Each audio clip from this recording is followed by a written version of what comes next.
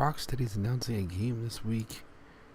EA could be losing some stock pricing, and a former IGN editor admits to plagiarism and tries to apologize.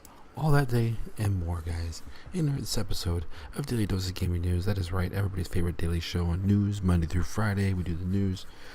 Make sure you guys are tuning in. Make sure you guys hit that like and that subscribe button. Make sure you hit the subscribe button so you guys don't miss out on any of the daily content coming out every single day on this channel, including the Daily Dose of Gaming News. Here we go, guys. This has been the Keymaster 84. Let's dive into the news. Kingdom Hearts 3 Critical Mode release date has been announced.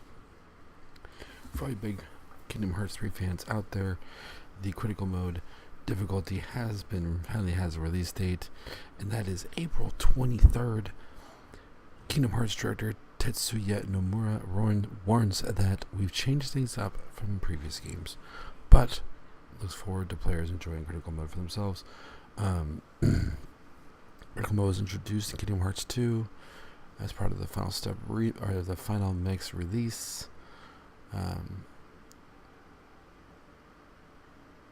But yeah, so I mean, it's gonna be fun. Nomura went on to say he's promising a completely new experience with new abilities and much more technical approach to combat. This will be put on top of the beginner mode, third mode, and proud mode.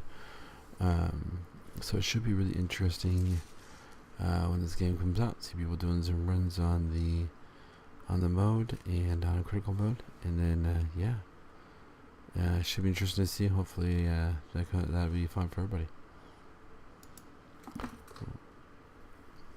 Rocksteady's announcing a game this week, maybe. Rocksteady Studios is working on a DC game. They're going to be calling it. The rumor, guys. Remember, big grain of salt here. Batman Arkham developer Rocksteady Studios has been working on its new game for a while now. And according to a new rumor today, it has been revealed. It's going to be revealed later this week, and it's going to be going by the name of Outlaws. And publisher WB Interactive is gearing up for a major marketing push for the title. This was posted over on 4chan and then reposted to Reset Era. Now it's all passed on social media. And on Friday, April 26th, will be the world premiere of Outlaws. The background is of the Gotham skyline. It features Wayne Enterprises Tower in the center. Obviously, DC Comics and Epic Games are on the bottom right-hand corner, suggesting that if this is a real deal, it will be an Epic Game Store exclusive on PC. There's a few things that people are bouncing around. Outlaws could be referring to Red Hood and the Outlaws. It could be referring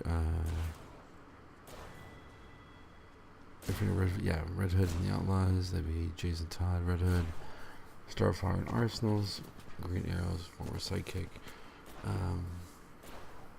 So it should be interesting. I mean, I hope it's not this, honestly. I don't know. I have to wait and see what happens completely, but we'll come back to that at another time. Probably this Friday once we have more information. The Last of Us 2 release date potentially leaked by a retailer. Yet again, guys, big grain of salt, because I think this is not close at all. September 28th.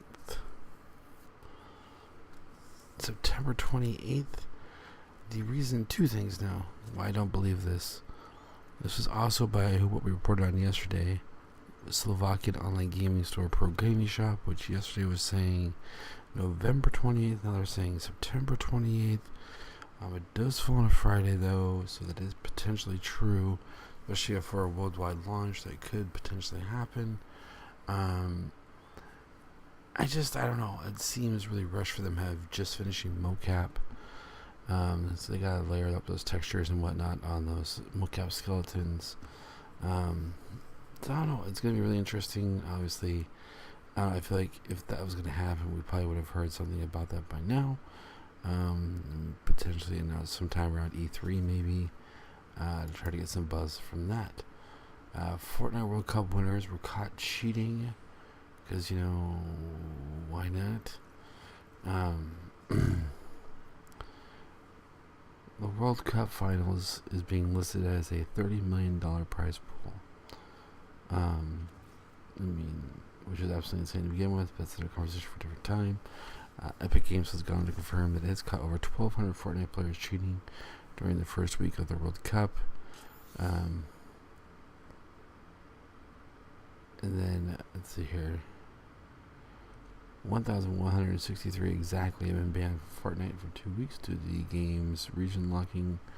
By exploiting the game's region locking, by bypassing the region lock, players are able to earn more tournament points due to being able to play longer than their respective region's 3-hour window.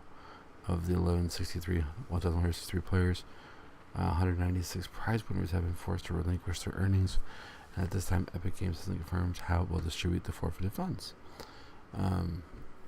So, this is a pretty big deal, guys. It's a timed event, so it's not really fair if people are doing this. Totally get why they decided to do that. But we will have to wait and see.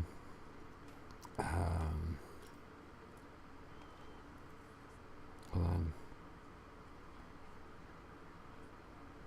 But yeah, so they definitely have people who have won before in the past are definitely not losing because they're not exploiting the system. Unfortunately, it's like, I know there's pressure to be the best, but at the same time, you just cost yourself all that work, all that effort. So don't bypass the region lock, guys, and you'll be fine. Walmart Canada is doing a very unique pre-order bonus for Rage 2. It's a slip cover. The alternate cover will show the original black background and white text of the leak's placeholder cover, alongside the special text that the official Rage 2 Twitter account edited onto it shortly after the leak. It's actually pretty funny. I think it's really great. Why not? I think it's actually really funny that they're using the leaked art, and then literally says Rage 2, and it says like incorrect key art, wrong font, not all caps. And it has like the Twitter post on the back page. It's really funny. I think it really shows you what kind of a game Rage 2 is going to be. I'm pretty excited for Rage 2 coming out May 14th on Xbox One, PS4, and PC. Just a few weeks away, guys. Almost there. More Cyberpunk 2077 news. Always exciting. I'm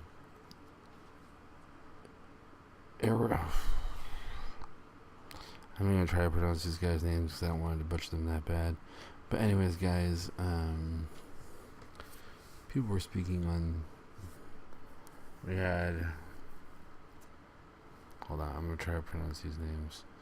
Just a guy here. So, Quest Director of Cyberpunk 2077,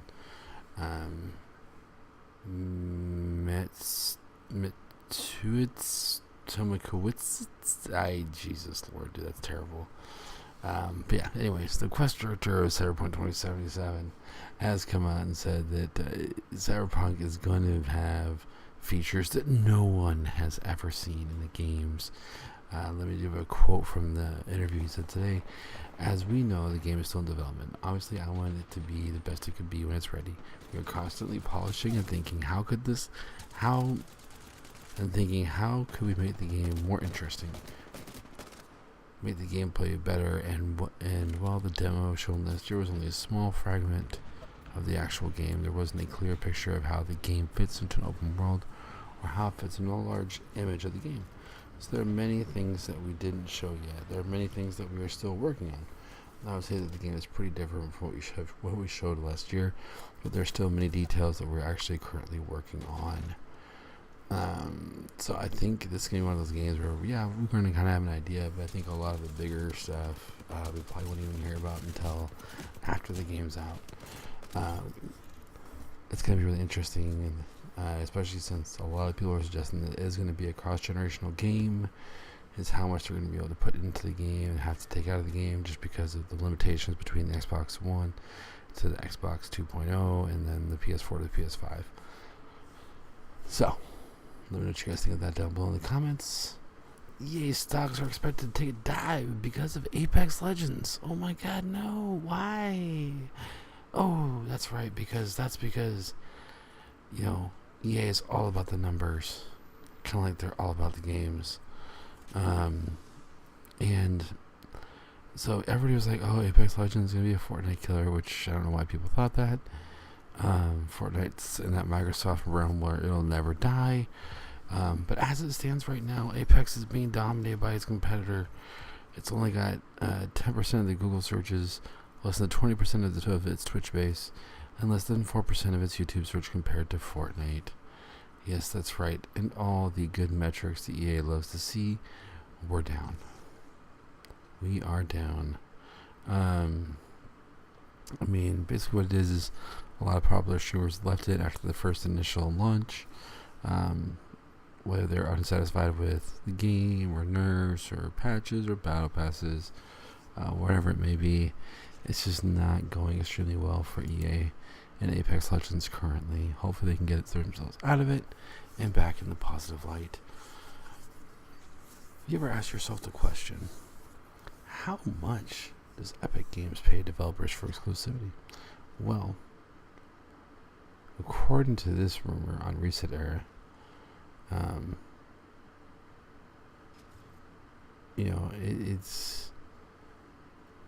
it's really interesting because everything's controlled by the SEC.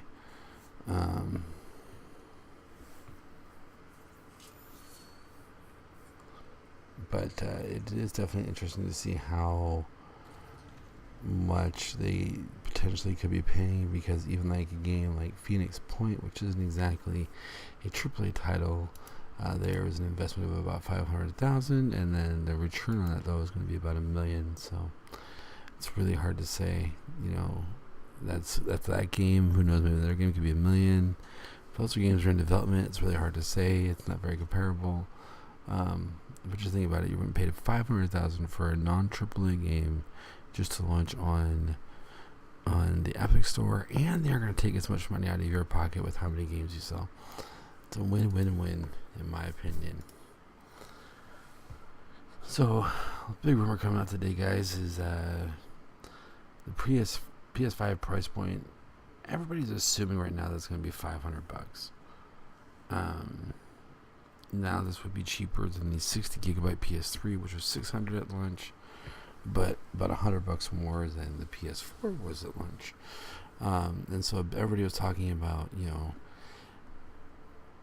is this going to be a big deal? Everybody's assuming right now it's $500. Could it be $600? Because there's a lot of really good tech, and we all know that they take consoles at a loss that way because they're going to bank on you buying more games than buying consoles. And so everybody's trying to figure this out because it hasn't been said yet, and everybody's really interested to see what price point they come up with, because that'll kind of drive where people go. I think if it's the $400 price tag, people are going to buy that thing like it's going up, like it's going out of style. $500, I think people will still buy it, and they'll be a little more hesitant. Other consoles will get a fair shake if it's at $500. If it's at $600 and they make that mistake again, which I highly doubt they would after what happened with PS3, if they did make that mistake, I don't even want to know. I don't even want to know what would happen to PlayStation 5 if they made that mistake again. It's absolutely insane. I just don't know what people would think. I wouldn't even imagine that. I'm thinking if it's a single console generation, I think that we could easily see it being in the realms of 400 to 500. I think they would have to lose their mind if they put it anywhere else besides that price point. But we'll have to wait and see. At the end of the day, that's really what it comes down to. You guys is waiting and seeing. And then last but not least, former IGN editor admits of plagiarism.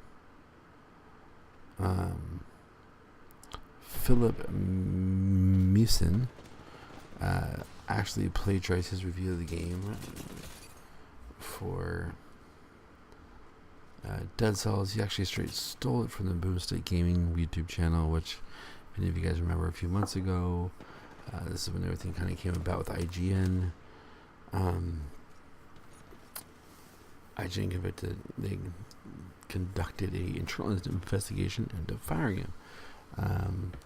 It was pretty bad. There was a lot of like, look what IGN did. They should rip me off. Blah blah blah. I mean, the guy who made the video originally was actually really, really cordial about it, really, really nice about it. He didn't really, want to bury him, but he was just like, hey, I just want them to give me the appreciation that I deserve, because I did put a lot of time and hard work into that video.